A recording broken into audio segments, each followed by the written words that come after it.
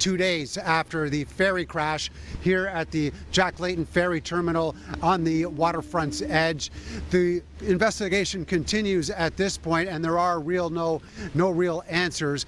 We do know, though, there are some lingering effects, and that includes one family of a very young boy.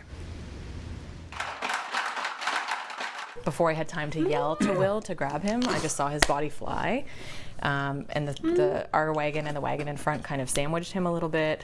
3-year-old Jack Mallory may be enjoying some playtime with family today, but the deep cut and stitches above his left eye shows the end of his day on the Toronto Island Saturday wasn't all that fun. His injury to his eye, we saw immediately it was bleeding, and there was kind of blood all over the face. So it was, people saw this little boy with blood, and it was just, we didn't know what was going on. Yeah, so it was pretty shocking. The injury came around 5 p.m. on Saturday night when one of the passenger ferries crashed into the dock on approach with more than 900 people on board.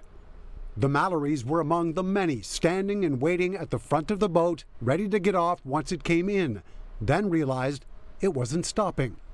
Didn't slow down, came in. Usually those kind of brakes come on right at the end and you start to slow down before you get to the dock, which did not happen this time. And we hit, and immediately it was just, you could tell like the kind of millisecond before it hit, you were coming in too fast. Jack was one of 2 children and 3 adults that ended up going to hospital.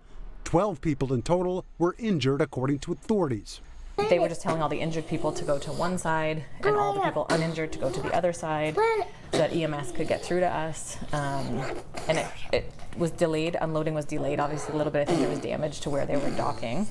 The Transportation Safety Board of Canada has told CityNews that it hasn't determined whether a full investigation will take place or not, and a preliminary analysis was to be completed.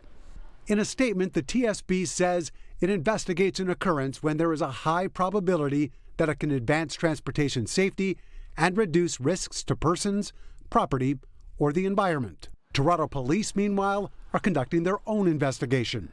It would feel good to know if it was a human error, mechanical error, and maybe what can be done to avoid it.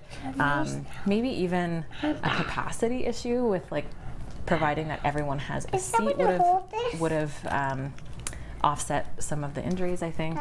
In an effort to prevent little guys like Jack and his parents from going through the same trauma again, they say they do hope to get back to the Toronto Islands again next summer.